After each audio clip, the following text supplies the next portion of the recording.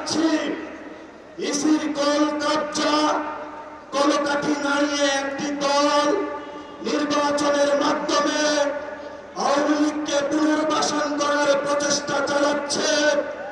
আমরা তাদের উদ্দেশ্যে বলতে চাই, গত 15 বছরে যখন আমাদের মায়েরা জেলের দ্বারগুলিতে ঘুরে ফিরেছে, আমার ভাইয়েরা যখন গুম হয়েছে, আমার ভাইয়েরা যখন শহীদ হয়েছে, আমার ভাইয়েরা যখন বুকের তাজা রক্ত দিয়েছে, তখন আপনাদের যারা নেতৃত্ব রয়েছে আয়েশি জীবনে আপনারা ভোগ বিলাসে মত্ত ছিলেন।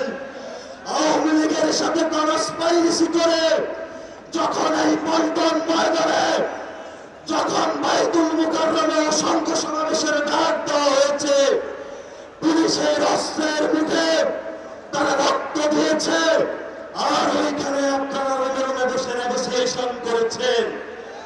আমরা আপনাদের ড্রামাগুলো দেখেছি গত 15 বছরে। আপনাদের নেতৃত্ব ব্যর্থ হয়েছে। আপনাদের নেতৃত্বের ব্যর্থ হওয়ার কারণে ফিনিক্স পাখির মতো ক্যাম্পাস থেকে এই ছাত্র জনতাগুলো বেরিয়ে এসে বাংলাদেশের 18-19 মানুষকে মুক্তি দিয়েছে।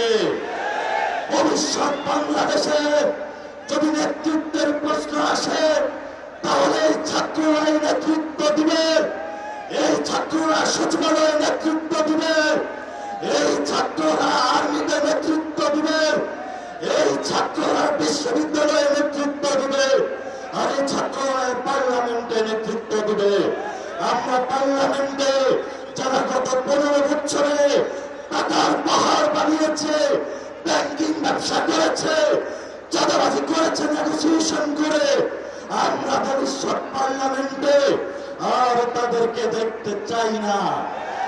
আমরা যারা বুকের তাজা রক্ত জড়িয়েছি, 15 লাখ নেতা কর্মী যারা জাগিয়েছে, তারা ভবিষ্যৎ পার্লামেন্টে যাবে। যারা এখনো বসে বসে হাস্যরসে খিলখিলিয়ে হাসে, কোন দিকে পারে তাদের আপাকে বাংলাদেশে নিয়ে আসার জন্য। বাংলাদেশে 2 ফ্যামিলির যে রাজত্বের কথা 5 তারিখে রায় হয়েছে, আমরা আর ডাইনাস্টিক পলিটিক্স বাংলাদেশে চলতে দেব না ইনশাআল্লাহ। বাংলাদেশের আগামী রাজনীতি জনমানুষের রাজনীতি, বাংলাদেশের আগামী রাজনীতি আমাদের মা বোনদের রাজনীতি, বাংলাদেশের আগামী রাজনীতি আলেম আমাদের রাজনীতি, বাংলাদেশের আগামী রাজনীতি তরুণ যুবক ছাত্র ভাইদের রাজনীতি। আপনারা পাড়ায় মহল্লায় প্রস্তুতি নেন, রাজপথে দেখা হবে, রাজপথে প্রতিরোধ হবে। আওয়ামী লীগ নামে কোন ফেক বাংলাদেশে থাকতে পারবে না। যারা কোন দল, যারা গত 15 বছর আওয়ামী লীগের দোষর হিসাবে কাজ করেছে, তারাও আজকে বিভিন্ন পলিটিক্যাল পার্টির দপ্তরে হাজিরা দিচ্ছে। আমরা সকলকে হুঁশিয়ার উচ্চারণ করে দিতে চাই, আপনারা কালচারাল উইং করেন, যে কোনো ব্যবস্থায় আওয়ামী লীগকে ফেরত আনার প্রচেষ্টা চালান। এই ছাত্র জনতা যতদিন জীবিত থাকবে, আপনাদের সকল ষড়যন্ত্র বুমেরাং হবে ইনশাআল্লাহ।